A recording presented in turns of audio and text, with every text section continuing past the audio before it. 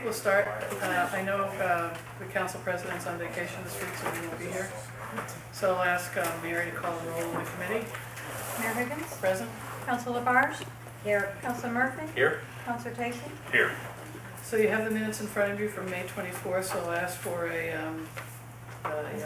move to approve. Is there a second? Second it. All in favor? Aye. Opposed? Okay, next is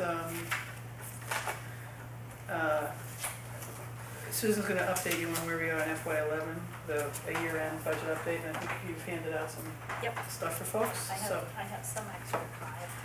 There's 3 extra copies if people want one. Okay. So ignore the first page, which was just the agenda. If you turn to the second page, the first thing that I gave you is the revenues for fiscal 11. And these 3 pages summarize all of the revenues that came in the past fiscal year. There's still some revenues that will be coming in. If they were supposed to be FY11 revenues, they will get booked to FY11. So this number will change, but not dramatically. If you look at the third page of the revenues, you'll see, actually it's page 4, you'll see that we collected 99.6% of the estimated revenues, which is better than last year. Last year it was 99.5%, so it's slightly better. So where are you right now? She's on Page 4. I see it. I got it. Yep. Okay. Thank you. And you can see that we collected so far to date about 68.5 million, and we're about 292 short of our original estimate. If you go back to page 1 of these, you're going to see that the real estate taxes are only 98.3% collected. And that's not really a deficit situation. I just wanted to point that out, that the DOR considers that your property taxes are going to come in at some point, so they don't consider that a deficit. So you can see that had we collected 100% of our real estate revenues, we would have been well over our projections.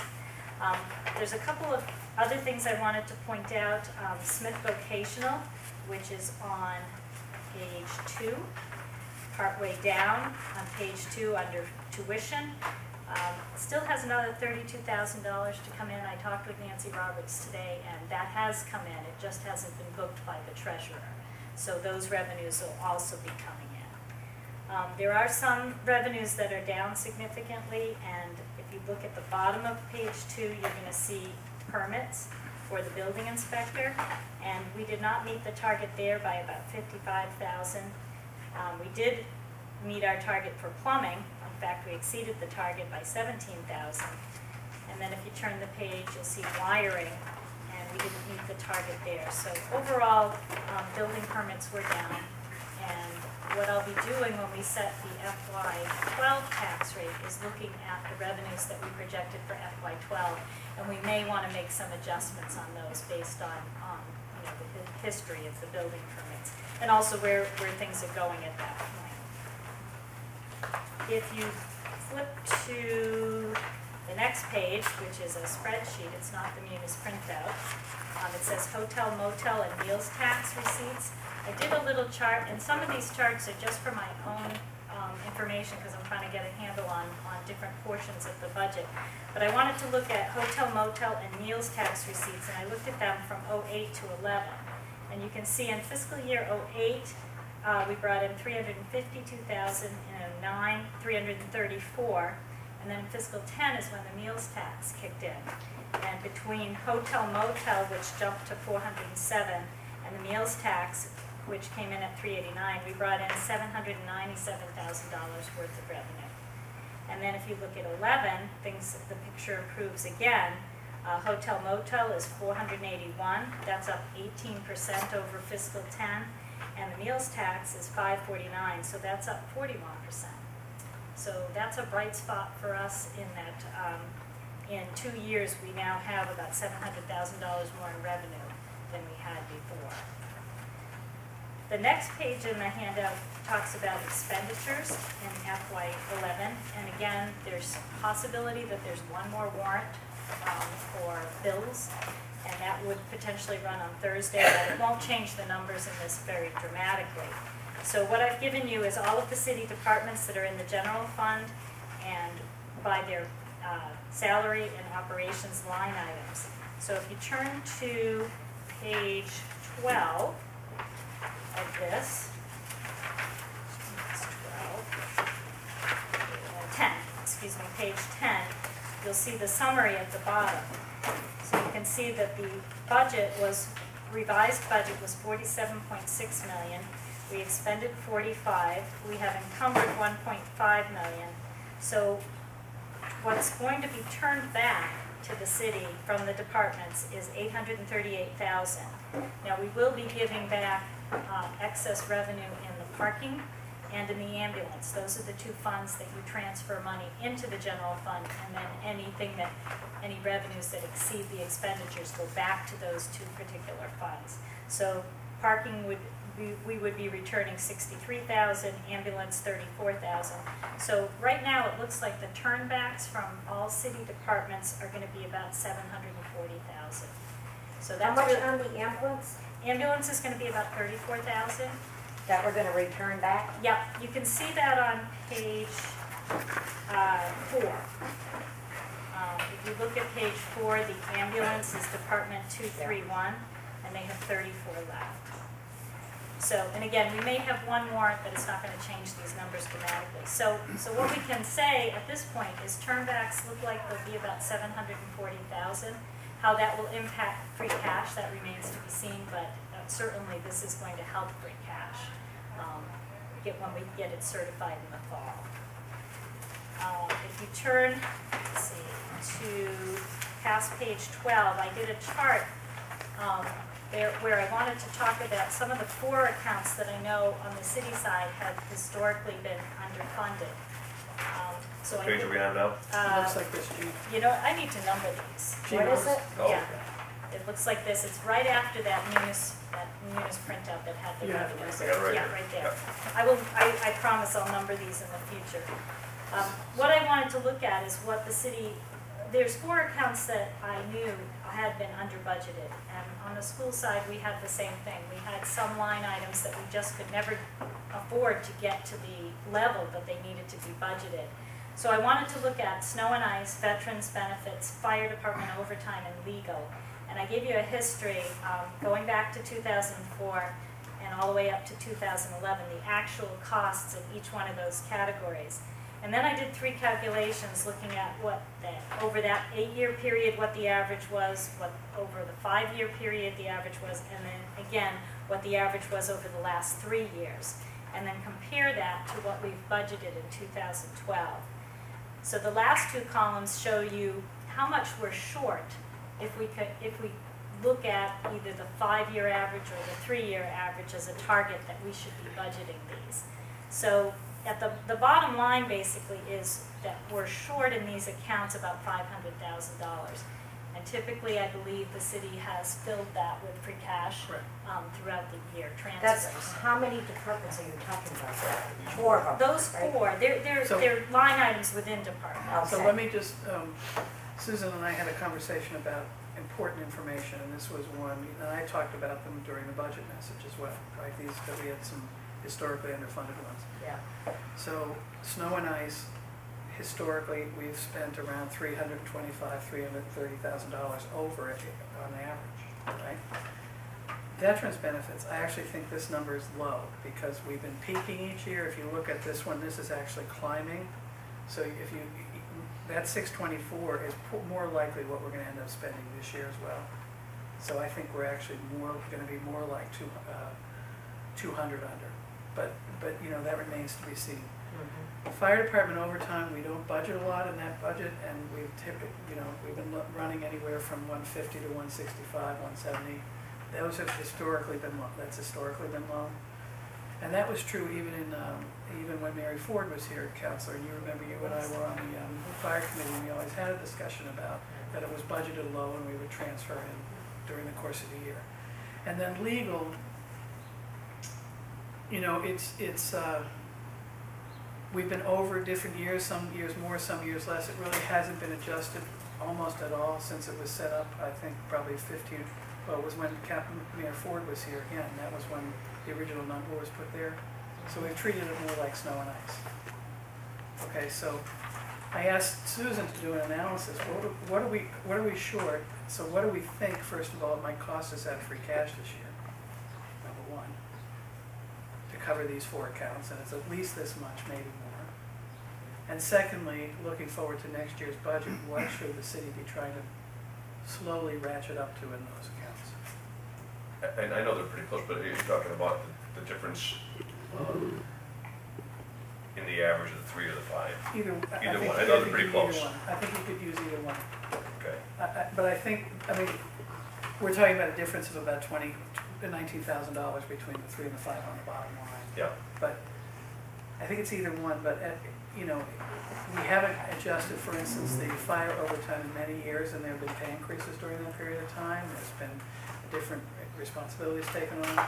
Snow and ice, same thing. We've had the same snow and ice number, I think, for 8 or 9 years. We never adjusted it. There have been pay increases during that period of time.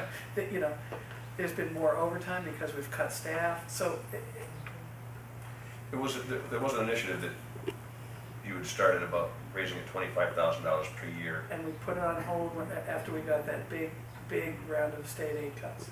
Yeah. We just couldn't afford it. Which was an old I think 04, 05, we put it on hold. yeah, okay. And No. same with legal. I was actually trying to do the same thing with legal.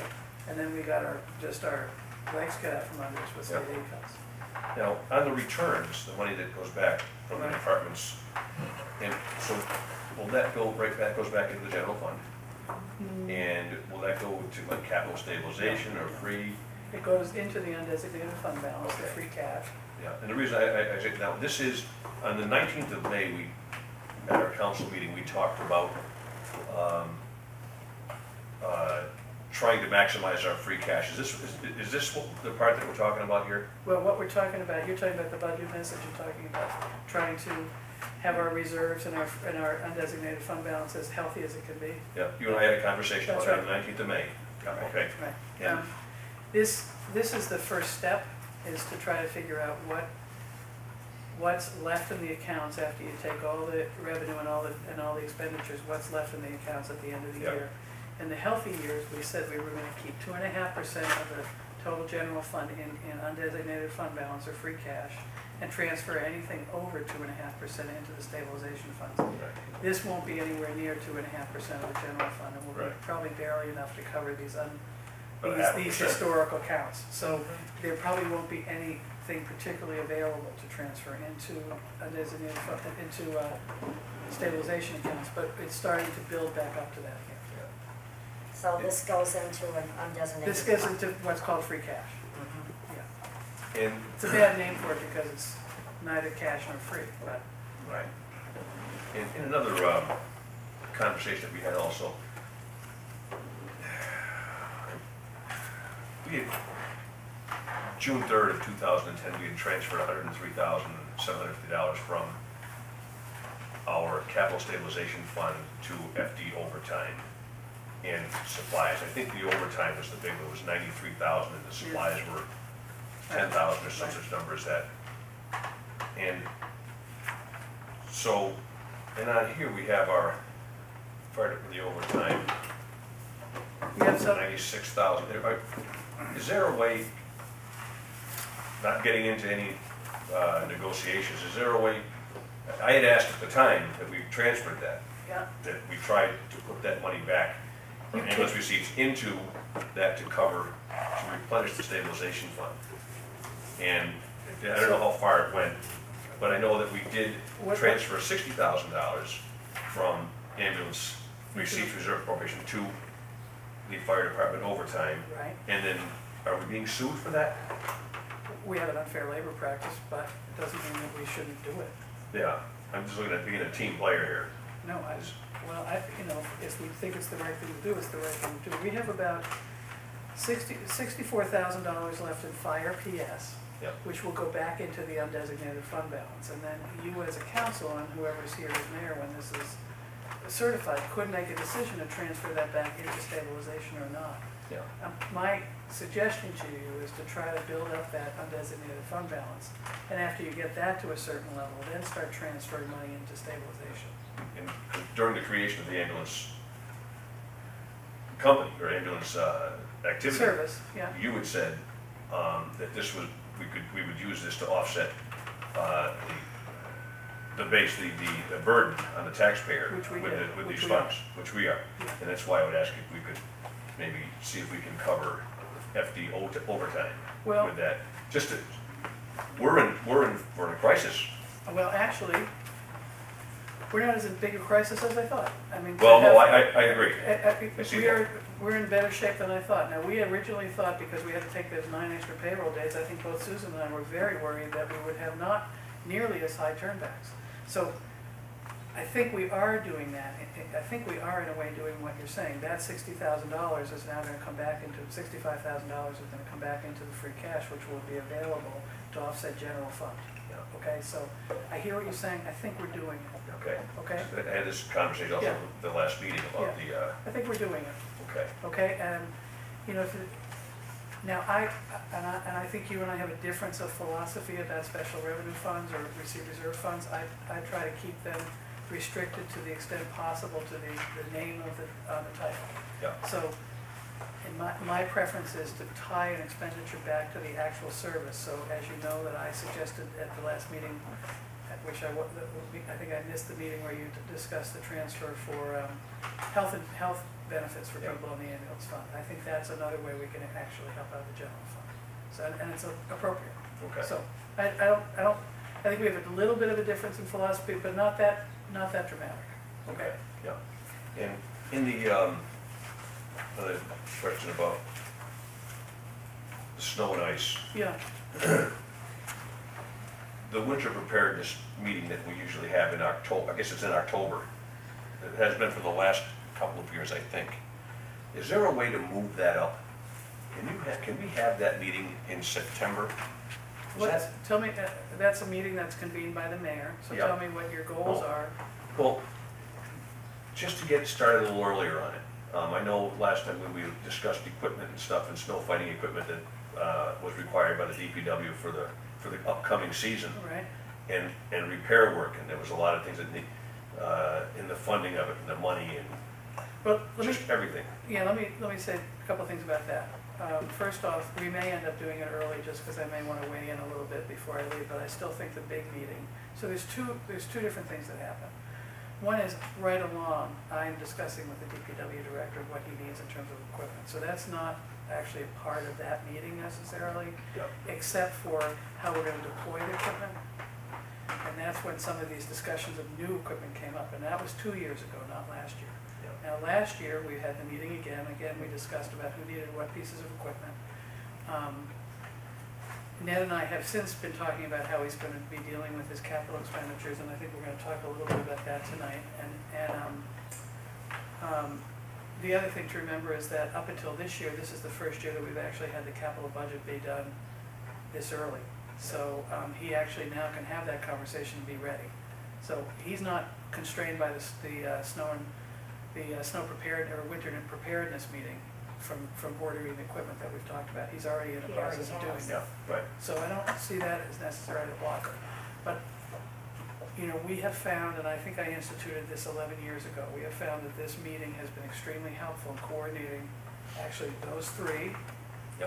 No plus question about it. parking, plus police, plus schools, you know, David representing both, plus dispatch, and we found that it's been extremely helpful in terms of making sure that everybody's working collaboratively together. And every year, there's less and less to discuss because they've been doing it so well together so long. Yeah. There's not much to kind of tinker with. Yeah. The other thing that happens, and just so you know, is that there's a flyer drawn up every year and police distributed for every single car that's parked downtown to remind them about the overnight parking. One of the things that Ned is going to be looking at again is the overnight parking ban and how does that get played out? Because last year, you know, we called people a lot to tell them we were extending the ban, so we need to talk through how that's going to work. Anyway, That's it. but fair point, Yeah. and we are going to be talking about some more. Because that wasn't too awful long ago, we did have 6 inches of snow 3 days before Halloween. Remember that? No, very yeah, well. yeah, and one year we had, you know, a couple of years it snuck up on us. I think we've always tried to do it by the mid-October. I think that's kind of our goal now, is mid-October. Okay, thank you. Yeah, and very fair question. Anything else? You wanna keep moving, Susan? Yep, I will. So I'm gonna continue to do some of these analysis and bring them to you periodically, because it just helps me get a better handle on, you know, what the trends are. And I think, as the mayor said, this chart helps us know that once we get free cash, we need to kind of keep in our minds, we're gonna have to keep about 500,000 of that to cover these. And maybe more depending on what we really think veterans is gonna come in at. And when will they certify it? It's always different. I mean, sometimes it's January or February, but we've seen it as early as September and October also. It's No. November, December is I really. would say November, December is fair. Mhm. Once it gets beyond November, December, it's usually that they're running late. I would say Okay. November, December. Okay? And again, the other date to remember is that, once that's done, you have to do the tax rate stuff and all that, and Susan is probably gonna, with whoever is in the mayor's seat, wanna adjust some of the numbers in the budget to have more accurately reflect what we now think are the trends. Okay? So that, One more question here, if you don't mind. Are there any other sort of ongoing line items that people think we need to be tracking? These are the big four from my point of view. I need to take this home and study it. Okay. But if there's another, you know, if there's another piece that you wanna to look at in any particular area, let us know. If I could suggest possibly, Susan, because I know you're working with the school department now and still doing this, like you've brought it to our attention on the building permits, okay, how they're down in that. If you would just start off and write like a little note on here, this is what we're down on and so Okay. forth like that. Yep. Because you're talking about the things that are of great essence here, okay, of you're bringing an attention to us. okay, And I So when- think for heads up, there's no reasons why you just couldn't say, Right. this is what's happening here. right. And I intend to do a trend on the building permits as well, I just didn't have time for this meeting, but I wanna get to that, because that's, you know, there's revenues that you can kind of count on every year, and then there's revenues that are gonna fluctuate due to economics and everything else, and those are the ones that I really wanna get a handle on. So, but what you're saying is at the bottom of the page here, if she could just do a Exactly. little bit of a summary, you That's know, right. even if it's handwritten, just to say here's Sure, the. yeah, she's giving us heads up on Sure. this. Yeah, it'd be easier to follow too. Right. We will number the pages, so. Do we have any sense of the health of the restaurants and the hotels on with these taxes? Has that affected them at all? Has that affected their bottom line, these additional? Do we, It's an add-on to the bill, so. yeah, but I mean, has it affected their patronage? Has it slowed anything down? Has nobody said anything to you, or? Well, I actually think Chamber. it shows you, no, I have not heard anything from any of them. You know, certainly if, I'm certain somebody has an opinion about it, and they probably would tell me if they knew, but if you look at, I think the trending shows you that actually, Which is what I'm looking at here. yeah, I think Meals the taxes are way up. What page is that? trend, I'm trying to find the page. After too. page 5, Page- would be number 6 if it had a number on it. Right. Yeah, meals came in better than estimated. Yeah. And actually, meals, fourth quarter June this year are better than fourth quarter June last year. Yeah. You know, third quarter was better last year, this year it's better, so I think, you know. So you haven't had any feedback, any negative, Well, I think some people just don't like it, yeah. but the trending says to me that it's not, you know, hotel is up in almost every quarter this, you know, the first two Yep. quarters really up, and then the third quarter up, the fourth quarter down. Yeah. But, you know, I think I'm just wondering how it's affected the health of Main Street. this is actually, I mean, I think this is a pretty good barometer of the Yeah. health of Main Street in a way, if it's staying kind of level. You know, so, yeah. And I'm just not looking at just Main Street here. As a city councilor, I'm looking at the restaurants up in Florence too. And agree. I go to Friendly's, that place is packed. I go into the Florence Diner, and that place is packed. So, and I haven't heard any complaints, and I do know the owners, because they live on West Hampton Road, and they haven't complained to me about the meals tax. Sam's, I talked with him about it, because I'll eat there periodically, and he said he's so thankful that he made the winter, Yeah, because that was a big concern with a lot of the businesses here in the city, so.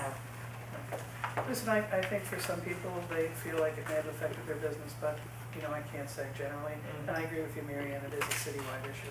Yeah, Veterans benefits, I mean, we usually get a pretty predictable percentage, and I noticed that's off a little bit. We still think we'll get some more reimbursement for veterans benefits, because they do a percentage of what goes out, so Right. you would have thought it would have been pretty much right on the estimate. Yeah, no, that is the final That's the payment. final number. and sometimes, depending on whether the timing for them on how they certified stuff, sometimes you get it in the next year, sometimes it takes them 18 months to figure it out, so you don't get it right away. So it's not a predictable. It's not a big number that it's off, but No, it's, you'd think it would be, since it's a percentage of what we've distributed, there wouldn't be a miscalculation. well, they reimburse 75%, but it can take them a while to figure out, you know, so Steve, submits the reimbursements, and then it may take them a while to figure out whether or not they think the person is eligible. That's what I was wondering, Yeah. if we knew, we would. And by the way, we've moved most of that stuff on the computer. His assistant has done a really good job of moving all that stuff out. Great. Rebecca, Yeah. It's- we actually had this discussion about when you said it was plateauing in it. Anyway, now that there's this 30,000 troop drawdown, he's not really sure just exactly how that's gonna affect us, so I believe the plateau is not really the plateau at this point. Steve pointed out another issue at the meeting with the Lieutenant Governor that we are gonna have to keep our eye on. I don't think it's gonna happen, maybe I'm just naive, but if the federal government stops issuing checks for veterans benefits on the federal level, all those people are eligible for 115 benefits from us, and we may be seeing an influx of people coming in for their local veterans benefits, so it's a concern. It is, he mentioned that at Right. social services and things. Something for us to worry about. Jay Leno had a pretty good skit on that. The two kids screamed at each other about raising the debt ceiling. And went on for 3 or 4 minutes, two kids just screaming and stomping their feet. And it's I'll have to find that on YouTube. pretty disgusting display at this point. Well, it's bills that have already been incurred. It's like not paying the credit card bill, it's not. They did say today that they would find a way to make these, I'm sure they will. yeah. Okay, anything else on that? Now Susan now has a couple of the, sort of a preview of what you're gonna see at the council meeting over the next couple of weeks, okay? Council meetings, so I'm gonna start with If you could start on the page that was after the chart on the snow and ice and veterans. There's 2 council orders that are going to come to the August 18th meeting, and that's just to make some adjustments to the FY12 budget. The fire department still had the electricity, the utility line item for $68,500. It got voted in the fire department budget, but the intent was to move all of the utilities to central services. we just missed that one. So that was the one piece that didn't get over to central services. So what we want to do is get the 68.5 out of the fire department budget and into central services, because central services is processing all of the electric and natural gas for the fire station. So we're taking that 68,000 and transferring that to central service. Right. The bills go to them, they pay the bill, Right. and now that we're doing the ESCO, it's also really important for them to keeping track of all the bills in a That different way. makes sense. So So will that affect the fire department budget? we'll go down by 68.5. Right. Okay, thank you. Central services. So 48.5 will go into the electricity line item, and 20,000 will go into natural gas. So it was all in the fire department, it was all sitting in electricity. But it really truly is their total electricity and natural gas budget. What is the total electric bill in the fire station? You're talking about talking about both facilities? Correct. Yeah. Okay, thank you. And remember, we've done ESCO work on those buildings, so I can't tell you what the number is now, but David, and that's part of the reason to have it in his Yeah. operation, so that we can It's a great keep idea. much tighter control, yeah. Makes sense. Takes part of the facilities management Right. out of the fire department, out of the chief's hands too. Ultimately, all of the bills are gonna run through central services, except I think DPW-related bills because of the interaction of enterprise funds, we think they need to stay there. But I think everybody else's are moving to data in that area. Okay. So, and the second transfer on this will be moving $2,000 from the MIS telephone account to the central services. And that's because we're just moving the pagers for the central services staff out of MIS and into central services, because they're the ones actually using them and making the decisions about those. So, and both of these are, the department heads know that this is coming. Well, the pagers, just not cell phones, pagers. Just I believe it's just the pagers. Just pages. Okay. Okay, so that's one transfer. And then the second one is to move $104,246 transferred from the premium on loans receipt reserve fund to the stabilization account. And this is the proceeds from recent. So, you may remember that we did another one of these earlier this year. This is the premium on the loan, and we get some money back in that. Yep. So we took some earlier this year and put it in stabilization. The intent is to ask you to put this into stabilization as well, to continue, as you mentioned earlier, Council Tacey, to build up those stabilization funds too, right? So we won't put that in the free cash. We'll put that in stabilization and we'll start keeping it there. Yeah. The last one wasn't this much, was it? No, I don't believe it. I can't remember, but I don't believe it was. 71,000 or something, okay, yep, all right. Okay. Thank you, yep. So that'll help sort of bolster the stabilization side. We're not putting it into capital stabilization, just putting it into the regular stabilization. Yeah. Okay, Important that we have the three, we have three. capital stabilization, stabilization, and free cash, or undesignated fund. Undesignated fund balance, we'll always have that, Yeah, right? And then, but the other two, the goal would be ultimately to start moving money into that. And again, this year, we appropriated money into the stabilization account too. yeah, So, yeah, I see that. okay. Now, the rest of my handouts have to do with capital plan, which comes after ESCO. Yeah, but Data just Stepped disappeared. up. So, I think you got a call. Do we want to,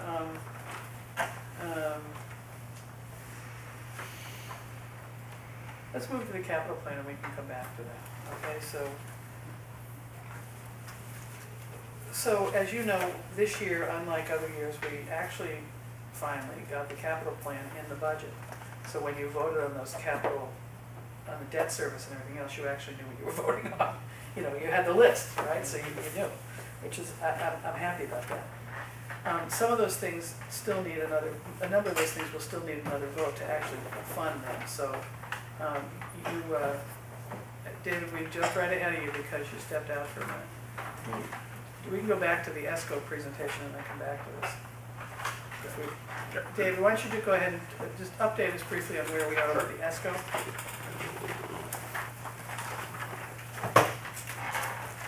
All right. We had a meeting with Con Ed Solutions this morning, and we are probably 13 months into the 18-month construction schedule.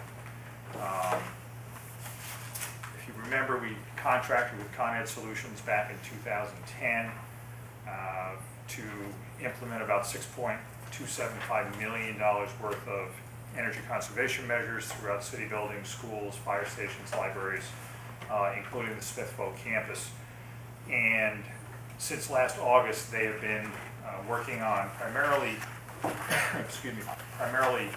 heating and cooling systems, insulation in the buildings, pumps and motors, kitchen improvements in the schools. And they are probably, like I said, about 13 months done of their 18-month construction schedule.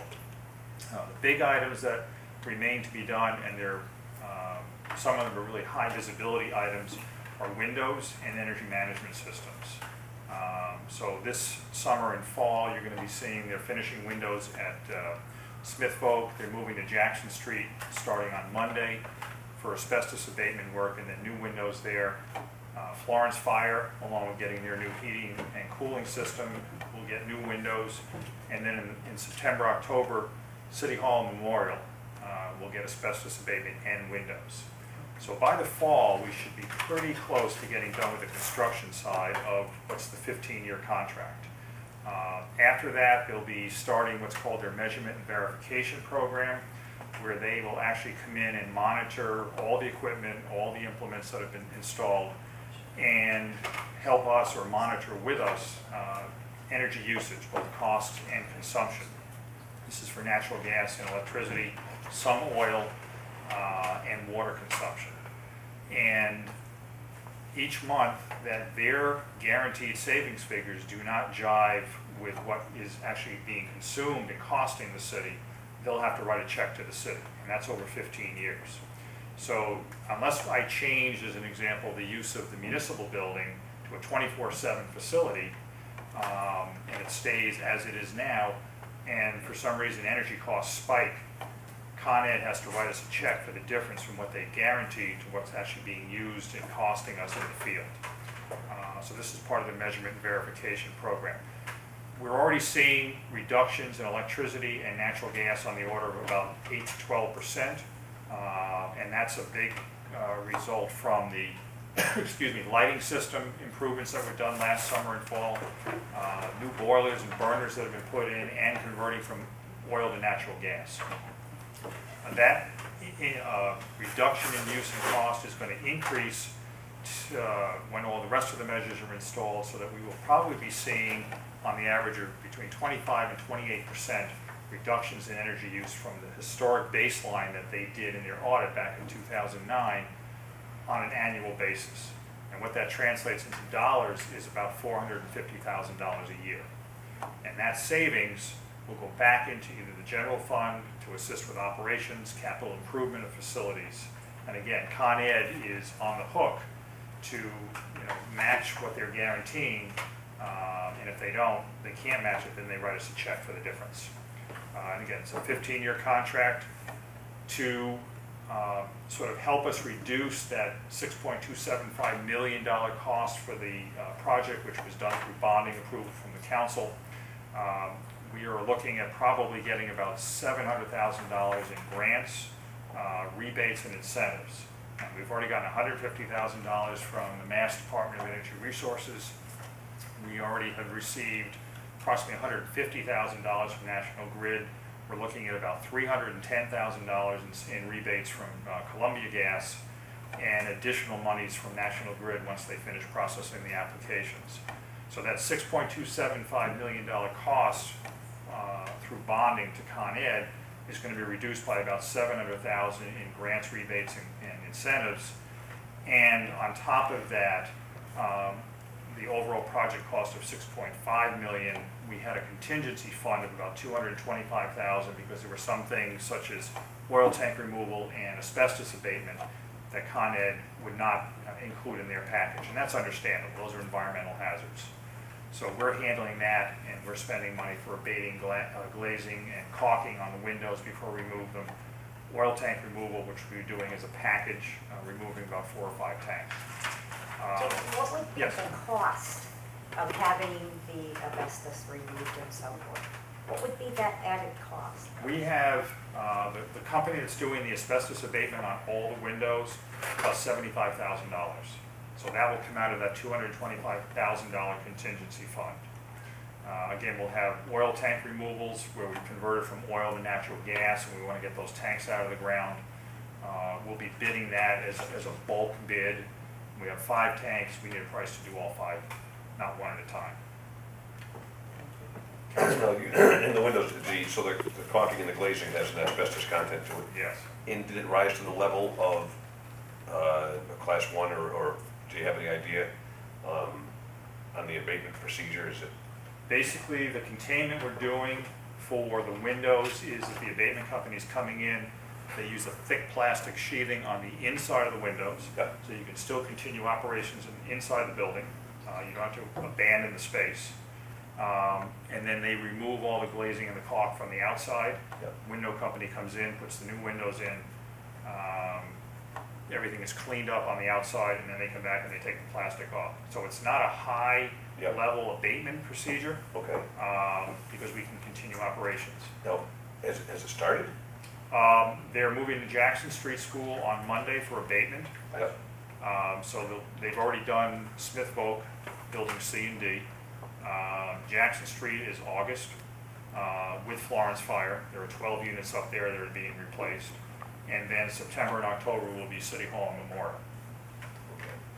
Nice work for Indian summer. Yeah. So that's about where we're at with the ESCO. Other questions? Okay, just wanted to give you an update. It's a big project. It's, I think in the school side, what are we, We've saved over 100,000 in utilities, and we still still are able to put aside the money for the bond payment. So we were able to reduce in the FY12 budget utilities by 100,000, and still set aside, I think, 160 is our portion of the bond payment. So And it's that's a been really reduction, successful. I'm sorry. It's been really successful for Yeah, us. that's electricity reductions primarily, natural gas through upgrades to the energy management systems in the buildings, and a real drop in water consumption through conservation measures throughout the buildings. And I think the solar panels at Smith Oak just went live. Oh, did they? Yeah, Good.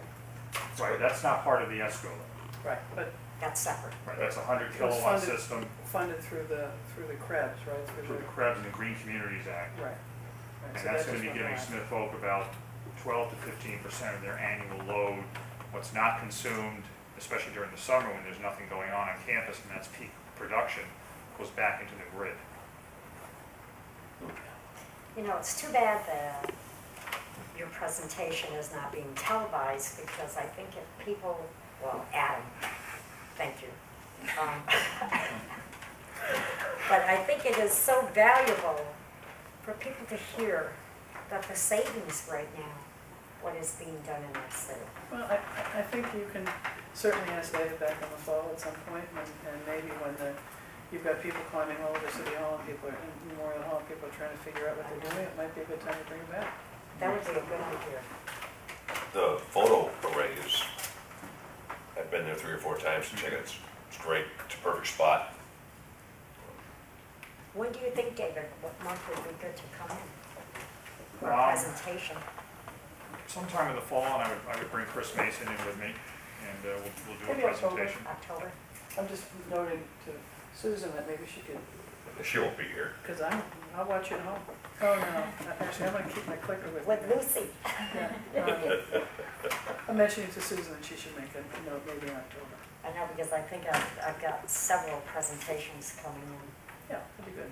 Yeah. Okay, Well, thank this you. money that we get, like this doesn't have anything to do with the reduction and the stuff like that, doesn't have anything to do with the grant money that we got by doing this escrow or anything like that. This is strictly on the merits of the construction project. This 100,000 was saved on the school side.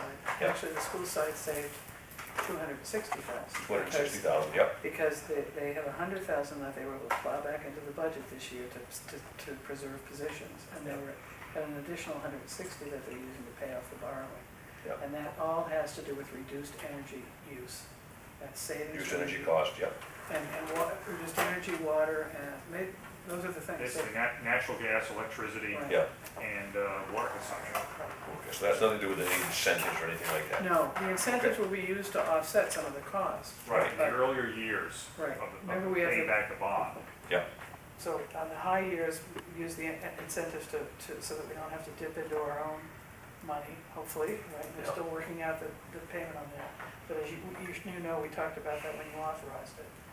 And then as it drops, you're gonna start seeing a positive cash flow, I think in year 6. 6 or 7, yes. Right, Okay, okay? thank you, Thank you, David. Thank you. thank you. So back on the capital, so here's the list, the long list of capital projects that were funded. It's on the spreadsheet that looks like this, were recommended. Now, depending on where they were, there has to be a vote to fund, then to move the money to fund them. So throughout the year, you're gonna be seeing things come forward to be funded. Some of them have the money in the account right now to fund them, so we're bringing them forward. Some of them are gonna wait until there's better positive balances in accounts. So that's especially true in the receipt reserve accounts. So starting with parking meters, and starting with transfers from the parking division capital items, the 3 that we're bringing forward now are the parking meters, the parking garage elevator repairs, and snow fighting chemical control, which is actually for, I think, 2 or 3 trucks at the DPW. 2 trucks at the DPW. That's the only thing we're bringing forward right now. 2 trucks. 2 trucks at the DPW are going to get snow fighting chemical control mechanisms on the back of them to properly mix the chemicals. And this they can control from inside the truck, correct? That's So- correct. So, Correct. yeah, and we Computer talked control about it based at on the capital speed and improvements. volume you want out on the street. Yeah, so it'll more efficiently dispense the chemical and they can control it from the cab, so they can adjust the mix, so to speak, as they go around. A conserved use account. So again, this is a good example of, if we had done the capital plan in the fall, we wouldn't be able to order this now in time to be ready for the snow season, so we're doing this now, Yeah. okay? And what vehicles will that go on? I believe they're gonna go on 2 of the 6-wheelers. Yep. I believe our 10-wheeler already has that unit on it. Yeah. And a 10-ton truck rather than, not on the 550s? No, Okay, I didn't think so, I'm just checking. Thank you. So that's gonna come forward. Okay, so that's one set of transfers to Yeah. allow for those purchases. Are those on the 2 new trucks, or are they gonna go on older trucks? there are existing Sanders now that are gonna be modified to take these new units on them. Are these on the trucks you purchased last year or different? One of them's going to be, I believe, the other one is an older unit. Okay. Okay, thank you. The next set is a number of items that we want to get moving. So, because, some of them because it's summer, we For want to school. try to get moving as quickly as possible.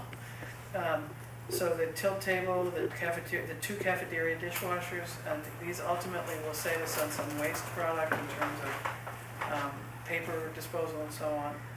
Police tactical equipment, this is something that they're really eager to get moving on.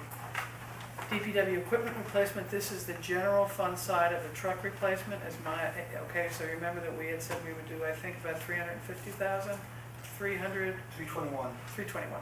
And so 171 out of the enterprise side and 150 out of the general fund side. So this is his general fund side, and then the filter replacement at JFK, which we really need to get moving on. Okay? The police, the replacement tactical equipment, is that a vehicle, or is that? No, No, that's, I didn't think so. that's like personal gear. Yeah, there you go. Yeah, Trying to like sort of their represent. version of the turnout gear when Yep. they do stuff like that, and most of it has aged out Yeah, in its reliability. They all have yeah.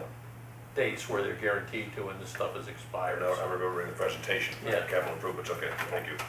so that's there. Now, as you'll see, that if it's cash, there's no, this is not being borrowed, so the first one's not being borrowed, it's cash out of the balance in the parking meter reserve. The second one is borrowing as part of the capital plan, and I think all of these are 5-year borrowings because they're equipment. Okay, so they're under chapter 44, section 7, subsection 9. The next one is the cafeteria renovations, which is at Smith Voc. Again, they'd like to get moving on that. It is,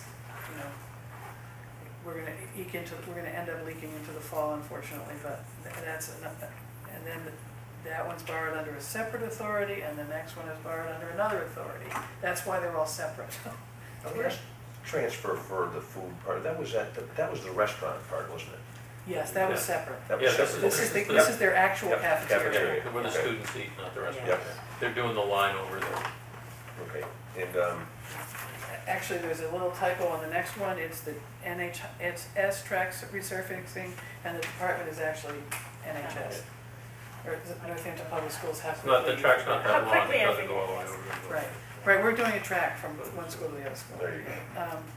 So this is borrowed under a different section of state law. And the next is the $50,000. This is design cost. We need to replace the engines at the flood control pumping. We know this is not enough. We know that the ultimate cost of this is about $325,000.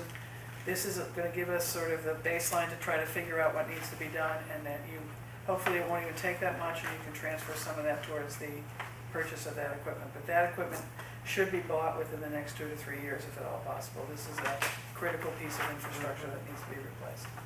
And Ned's been saying that for many years, and now I'm saying it. Just in time for me to leave and for somebody else to have to say it, right? But, Are we replacing the pumps and the motors, or just the pumps and not the The motors? engines, The engines. right, The pumps are, driven by the engines, yeah, but the pumps are okay, yes. okay.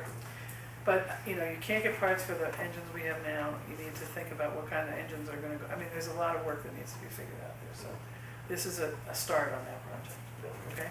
Yeah. Just a question for Mr. Holman. At some point, and I don't remember how far off it is, we talked about it once, we have to sort of recertify our flood control. The dikes and everything has to all get recertified so we keep our FEMA ratings and such. this is part of that, getting ready for that whole process. This is part of getting ready for the process itself. We're finishing up a report with Camp Dresser McKee now that discusses the levee work that needs to be done or looked at anyways, stability analysis, so that we can get our certification going forward. Probably a 2-year project in the works to do all the work there. And what's the time frame to complete that and not? I would like to think we get our levee certification within 2 years, because right now FEMA's just starting the process of revising their flood maps. Mhm. And like I said, if we don't have a levee certification, they assume that They're not there is there. no levee. And therefore, literally every downtown business and homeowner needs Oh, flood insurance. Yeah, so it's it would be a really expensive thing for the citizens if we didn't maintain the certification. That's correct. Yeah, for lots of Northampton. Is this all part of, borrowing or something to design this, or was that just stormwater? That's strong. That was the stormwater plan. But That was the stormwater plan, I believe that was $180,000 if I remember right. Yeah, And that project is starting to wind down and we're starting to see some draft information come in. okay. And I'm sure in the fall, you can, whenever it's ready, we'll do a presentation. You You sure have will. there's three very important planning documents that they're working on: stormwater, sewer, and water. Assessments of all three of those systems. And once you have all three of those systems, plus the pavement management program, you really have a good sense of what the roadways are gonna need. You need really all three of them together to understand sort of the engineering that needs to go into the roads. So, And yeah, go ahead. I had another question about, I know that our storm drains and our storm system in the city is pretty decrepit in some areas. A lot. And, yeah, in a lot of areas. And there's no way to, I'm trying to figure out some way to get some money to do some work on that. And there's no way you can use enterprise fund, like sewer enterprise, and mix these two, is there? Is there any mechanism with the Department of Revenue that will allow you? No, that's part of what the stormwater program is, to Yeah. try to figure out how to fund this. But let's go back again to what's in the roadway. Yeah, So when you do a road, well, yeah. you have sewer, water, you've got pavement, you've got storm.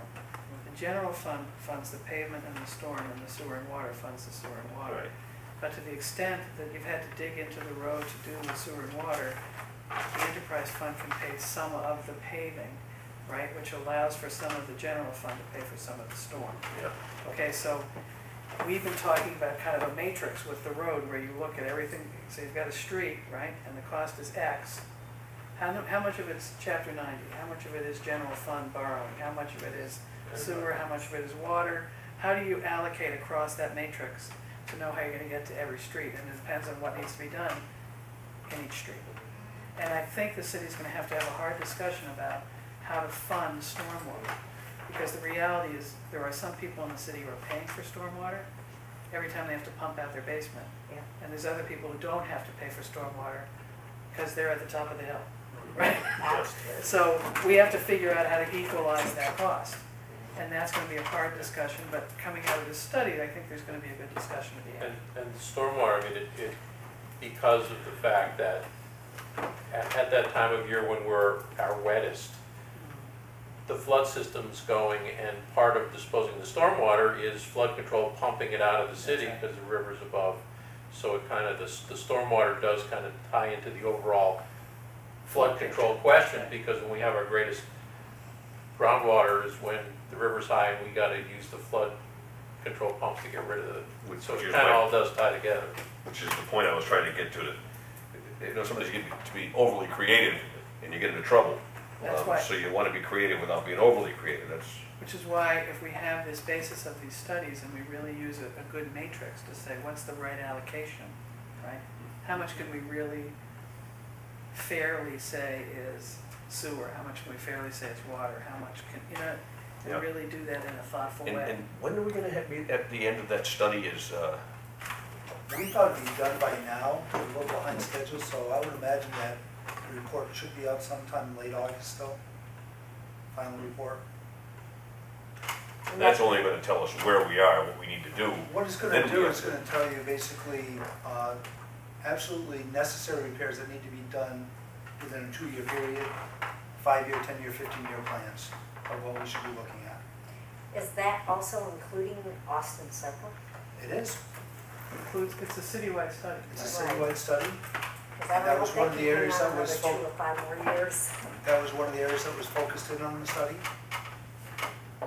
So we could meet with you with the neighborhood every year now for the next 5 years Yeah. in the your house office will be- again. Actually, we're working with Smith College right now with their Picker Engineering program, and that's one of the areas that we've looked at to see if they will take that on as a design project this year for the city. It's their choice. We usually throw 5 or 6 different projects for them, and Yep. they pick one of them. Okay, thank you. Okay, so then finally, on the last page there, you have, we're trying to finish up a couple, we have some projects that are in the mix here, and we're trying to finish them. So, as you know, we needed to move North Street from this year to next year because of stormwater, right? It became more obvious that we needed more money in there. So we had some leftover money in a Crescent Street project that was a related drainage type project. So we're gonna ask you to move that money from Crescent Street to North Street. We're still working out with bond council exactly how we do that. But it's tailings from that project that we're hoping we can move to this project, okay? And then the same thing about, we had a wastewater treatment plant, pump replacement, there was $174,000 left in that. We're moving into the Bradford Street pumping station, which is a little more complicated than anybody thought. But again, we have that money already built in, so, okay. So, yes, Mayor, so what we're gonna do is we're just gonna be transferring That's just right. the money for Crescent Street drainage. Right. And And the North pump, Street yeah. reconstruction is held off for another year. North Street wasn't gonna finish, it wasn't gonna happen this year because we hadn't identified the money. So we are gonna use some of next year's chapters 90. We were hoping to do it this year, but it got more expensive, and Ned, you can talk about that. You wanna talk about why? Sure, the initial assessment of the storm system, it needs to be replaced in its entirety, along with sewer and water. I think the water line is 1890s out there, so it served its useful life. The storm drain system was, I think, estimated at about $350,000 to replace. We have no budget for that. So this is one of the reasons we started looking around where can we find money from a light project that's already been bonded, and we came across the Crescent Street project. I just want to touch on one thing. With our TIF that we had with Coca-Cola, remember we discussed, I asked you the question at the last DPW meeting, BPW meeting, and we had planned at it was $1.5 million for this upgrade of the system. And we had initially approved a TIF, and I asked Terry Anderson about it. She stood right there at the podium, and that Coca-Cola was going to do it, and then we took it on for some reason. But we did take it on because we had some money we had to expend. I guess we had a grant or something that we had to spend by June 30th of last year. And so since we took on that pump station upgrade instead of Coca-Cola, would you tell us just exactly how much money it has cost us so far, cost the city of Northampton? Actual cost so far, Yeah. we have probably gotten the order of about $1 million into the project at this point. Thank It's you. going to be about a Offset. $2 million project to finish it. Offset by how much? Offset by a $1.125 million Moore's job grant that was received from the state to the Northampton DPW. So what's coming out of the enterprise fund is roughly $850,000 plus or minus. There you go. Thank you. And the other point of information, and I'm not sure we agree on this with Gene, but I think Ned and I had a lot of conversation about this because we were gonna have to do it anyway at some point. That was the dilemma. We got the grant because of the Coke project. We were gonna have to do this pumping station anyway at some point. Yeah, but it was in the TIF agreement that Coca-Cola was going to do Then we it. modified the TIF agreement.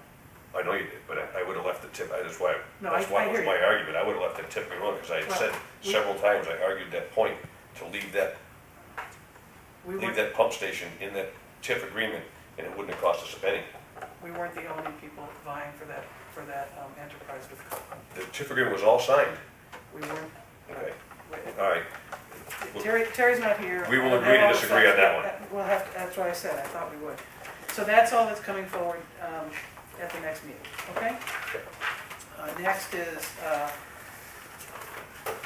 upcoming ambulance receipt reserve transfers. Now, before we go into this, I want to just mention that unlike the parking meter receipt reserve account that has a balance in it, the ambulance receipt reserve account does not carry a big balance. Therefore, we have to transfer in 4 times a year in order to populate to fund the fire department budget to do ambulance. So we come 4 times a year. The first transfer, I wasn't at the meeting, I know there was a long discussion which I don't want to reproduce, but I want to say that the first meeting always populates forward on a forward-going basis the O&M, but on a backwards-looking basis the contractual obligations for the previous year. They're going to come in again probably in September. We're still working on the date and so on. It's somewhat dependent on revenue, but Susan has done, I think, a really good job of putting together a worksheet. And so I'm going to let her walk through it about how we get to where we're going to go here. Okay? Now, just remember that. Remember where we said we were going to get some relief on the general fund side from this? We're going to spend $887,227 on permanent salaries for firefighters out of this fund. Okay, that includes the 9 that we hired. We kept when we got the cut during the year of the override, plus some additional ones that we've hired as paramedics. But ultimately, it's subsidizing that many firefighters. Okay, so why don't we just walk through? Yeah, I made this because I wanted to make sure that I understood how the ambulance fund worked and how the different transfers. So what I did was bring out of Munis the entire ambulance budget.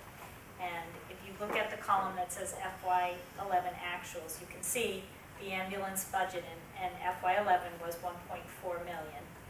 And we budgeted 1.5. So if you look right below that, we budgeted 1.5, they spent 1.4. That 34 is the 34 we talked about a little earlier in the meeting that's going to go back to the ambulance fund. So then if you look up at the top again, you see the FY12 budgeted column. And I pulled that out of Chris Pyle's files from what he got for the ambulance, and you can see their budget for the year is 1.7 million. And next to that, I put a column for each of the transfers that are going to ultimately happen through this year. And I populated it with the first transfer, which was done at the July 7th meeting. And that was for $745,470. And I plugged it into the various line items that money was allocated to. The transfer that would be coming up in September, I've put the boxes where those amounts will be added once we know what those amounts are going to be. And if you look at the top, I put a box that said total to be transferred to the general fund in FY12. That's the 1.7 million for their budget, plus the $60,000 for the health insurance that was agreed upon. So if you look down at the bottom, what I wanted to try to get a handle on is how much the ambulance is bringing in each month and why that fluctuates, and try to get at the reason why it's hard to give a number today of where we're going to be on August 18th. So if you look in the bottom right-hand corner under FY, it says FY 2011 receipts by month. So you can see that each month the receipts can vary. July last year was 97,000, August was 201, and then you've got another low in April of 114, and you've got another high in March of 210. So the receipts, while they're fairly constant over $100,000, it can vary. So what I've put beside that is a chart for 2012, and for July so far, and of course July's not finished yet, and there's always a lag time, so revenues that are coming in July won't get booked until potentially the first or second week of August. But so far, 69,000 has come in. If you look to the left, what I did is look at what the starting balance for the ambulance receipt reserve fund was on July 1st, 2010. There was $707,000 in that. The revenues that were brought in by the ambulance in FY11 were 1.9 million, and that ties to the chart on the right, which has the revenues. Then the expenses that were incurred in FY11, the 1.798, and then returned unused to the ambulance fund, the 34. So the ending balance on June 30th, 2011, for the ambulance fund is $861,000. The first transfer that you did was $745,000, so that's subtracted from the 861, and then they've brought in $69,000. So as of today, in that receipt reserve fund, there's $185,000. Now, if you look at the total that the ambulance fund's going to send to the general fund, it's that 1.7 million plus the 60. They're going to give us about 1.79, and we've already gotten 745, so there's about $1 million to come. And so if we do that over 3 transfers, that's going to be like $350,000 a transfer. Or if we do it over 4 transfers, it's going to be somewhere around $261. So you can see, as of today, there's only about 185 in there. By August 18th, there's definitely going to be more money in there, and that's why it's a little hard to get, and Brian, jump in if I'm not explaining this well, Yeah. but that's why it's a little hard to get a number to you today, because there's, 3 weeks actually makes a huge difference as far as the revenues. Right, and I think what Deputy Norris tried to do is really look at what categories would be transferred into and then assign percentages to those, and I can go through that if you'd like. Well, let's see, Mary Ann had a question. And I just had a quick one. Yeah, We've just been given this, and no time to even go over this, Well- and no, let me finish, please. Okay. And I did call you about this, Susan. I'm not comfortable with it. I would rather have it when you email the agenda to us, so that we could spend time, and if I had questions, and I did call Fire Chief Brian Duggan and also Chris Norris. I'm just uncomfortable, we're just going through this stuff so fast. Susan, when did you finish this? Well, this afternoon. Yeah. She finished this afternoon. I hear you, Mary Ann, but she's doing 2 jobs. She just finished it this afternoon. I understand that. This isn't the only discussion about this. We can have way more discussions about this. And this is This- not an you're action approving- item for You're today not anyway. voting This is on just- anything. This is not, it's not here to be approved. It's just here to be explained, I and understand you that. can have more conversation about it. I understand where you're coming And at. this is very helpful, by the Please way. let me finish, Counselor. I'm just uncomfortable with Okay. it, Mayor. We get the agenda, we're like in cold turkey here, not knowing what is happening. I had to call Fire Chief Brian Duggan. They did at least send me what these transfer categories were and so forth on a breakdown, and today he gave me the percentage on it. But I think it's just helpful to see the figures like this, and if we have questions, I understand where you're coming at, you just worked on it today, you're doing 2 jobs, but being in finance, I just find it, I'm sitting here, and it's just going through so quick. Well, I was trying to come up with some format that might help you see every time you get these transfers, how much, what you did in the previous transfer. So I thought that this might serve as a good tracking tool. Certainly, might need some revisions, but it also, I thought, at least, I have to see things visually, so that's why I laid it out this way. But if you have It some is helpful. suggestions on how to lay it out a little differently, I did that the math that on those would be percentages, those are the numbers. And all, they actually come to 372,000, not the 400 even. That's good, thank you. Yeah. So to clarify that, Chris Norris, in an email to Councilor Labarge, mentioned that we'd transfer up to a maximum of 400,000. And that was purposeful because we don't know the exact amount. And as Susan mentioned, there's some money in the account now. There's going to be more, but we don't know exactly what more is because of the revenue fluctuations.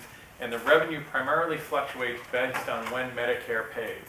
So Medicare doesn't pay every month, and we see the highs when Medicare pays, and we see lows when Medicare doesn't pay.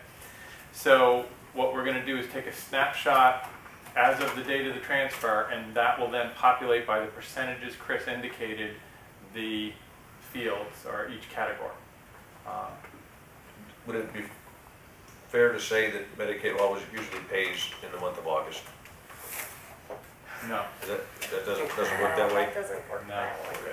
There may not be any. I was just asking because that was the biggest number on here. right. There may not be any money from anybody, you know. Yeah, you don't know? Yeah, I mean, I've seen it shift, so. So, What? and So do, they want yeah, now, do no checks. we have a reserve account other than the 185? That's it? That's it. Okay, thank you. And Gene, that's actually, thanks for asking that question. Remember I said how we can't populate the budget at the beginning because we don't have any money in the budget? That's my point. Yeah, it's, what we have is 185. Yeah. Now, during the course of the year, that's gonna get replenished and then we transfer the money out. But, at the beginning of the year, if you have to wait a couple weeks, it's okay because their other line items in their general fund budget are okay. But as we get closer to the end of the year, you have to make sure the revenue's coming in. And our collection percentage stays pretty even? Our collection percentage is excellent compared to sort of anyone else around us and stays even, and our percentage that we pay for that collection service is one of the lowest across the state. And we were still like 90% or 93%, Last I heard is 92. 92? And what's our collection percentage that we're paying? Is it 4? 3.5? 3.5 or 3.675, one or the other. It's unheard of to be below 4%, and they do an excellent job, so. Did that come down from 5%? He negotiated a longer term Yeah, I contract. negotiated a 5-year deal. Through the 5-year deal, we were able to leverage to go below 4%. I think we were at 4.25% at one point. Okay. And through the 5-year deal, we were able to attract the business where their largest account, and they gave us the best rate. Okay, thank you.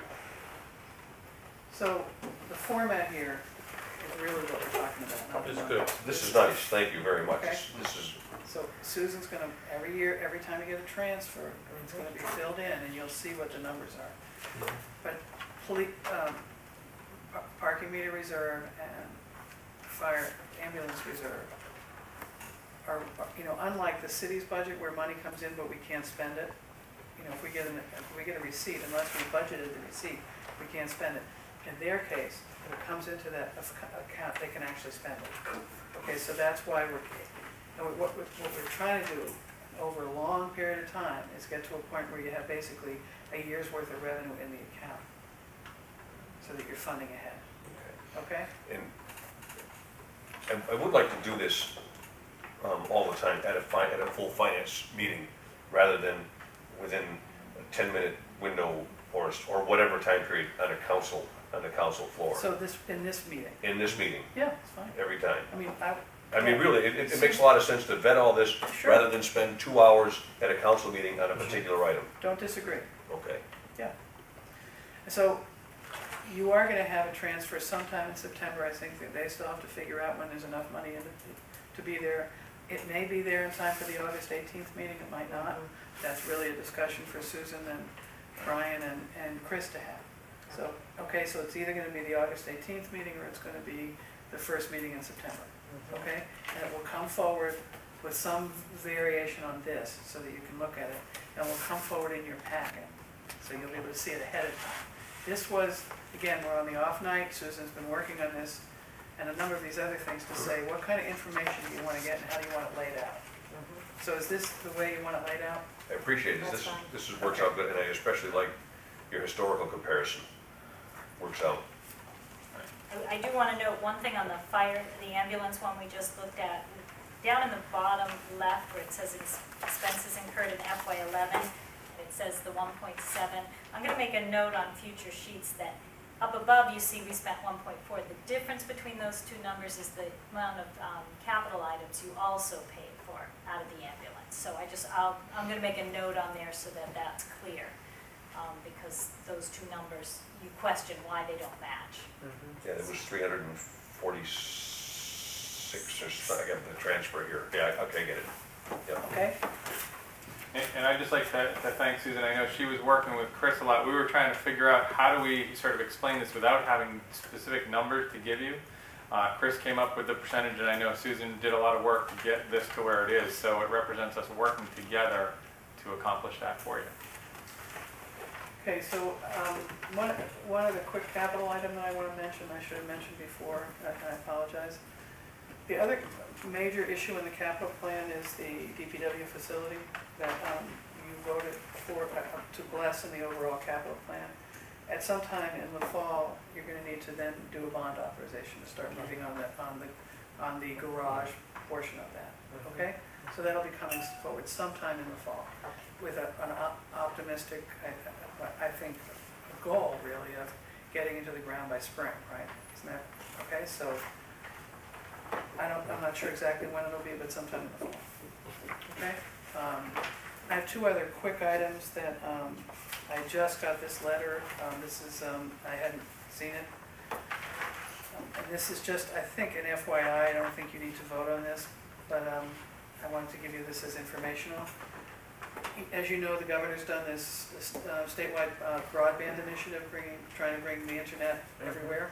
And as a part of the broadband initiative, they're bringing broadband to our buildings, including Florence Community Center, City Hall, police, the 911 dispatch, 911 center, the PD, Northampton High, Smith Vogue, the homeless shelter, James House, Lilly Library, Forbes Library, and both fire stations. So I'm going to write them a letter giving them permission to bring us broadband. And what it's going to do is give us faster and cheaper connection to Springfield from the city buildings. Okay, so that's, The governor was in at the fire department in Simsbury today, I that's guess. Connecticut. I hope it Come on, wasn't help me, that. what is it, it starts with an S. Shrewsbury. What is it? Shrewsbury, I bet it was. No, way up Hilltown for the broadband. Shrewsbury. Shutesbury. We I'll did- think of it. I'll think of it. Anyway, but so it's that's an not. FYI. Yeah. Okay, the second thing is that we're having a discussion, I'm gonna be talking to department heads tomorrow about trying to make the fronts of the buildings more friendly for people who don't smoke, because sometimes there's gatherings of people right outside the doors of our buildings, and it's hard if somebody who's a non-smoker wants to come in. So we're having a discussion about how to kind of work with people to have them move away from the doors. That's And fine. US Property Committee, I wanted to let you know that, okay? Mhm. I don't think we're going so far as a regulation, but we're gonna try to figure out how to let people know that they need to be thinking about, That's easy. thinking about others when they're taking a smoke break. Not just city employees, but citizens who are outside as well, Mhm. okay? Yeah, it was at 1 o'clock at the same time the ice cream social was going, Yeah. so I didn't make it. So I think that's it, Perfect. okay? Move to adjourn? Yeah, Second it. One Quick thing, David Palmer, he left. yeah, you did. Yes. I was gonna ask about, what have we done at all, if anything, to figure out just exactly how we're gonna go about, I know it's gonna be another item in his budget for next year for for maintenance at the police department. Yeah, he's working that through, and we've actually had a conversation about that. Don't forget, he had some maintenance there that he was paying for out of some other, so we're gonna be looking at that. It will be a budgetary discussion. It will be a budgetary discussion. Right. But again, that's gonna be a much more efficient building with utilities. We have to look at, there are some savings that we have at the same time that we have some costs going up. Yeah. And, I know it'll be- we do. and by the way, the building committee has spent an enormous amount of time trying to figure out how to have the building equipped with things that are much easier to maintain. It's a difficult building to keep clean and maintain now. Yeah. So a new building, It's 3 times the floor area. free from floor area, but easier, they're very thoughtful about what kind of flooring, what kind of carpets, if there are carpets, all that stuff, they're very thoughtful about. So it's a good question, and it's a good conversation for you to have with them at some point. Right, because he is coming in there to social services and veterans affairs in September. Yeah. So that's a good chance for Yeah. new business to talk to him. Yeah, and you can always have them back to another finance committee because it is a finance issue, so, okay. Okay. I did hear a motion in a second, even though. I second that. All in favor? Aye. Opposed? Counselor Dacey? He was in Sandusfield. What is it? He was in Sandusfield today. There you go. Sandy. It's in today's paper, in the Gazette. Saw today in the morning news. There you go. Thank you, everyone. Thank you. Thanks, guys.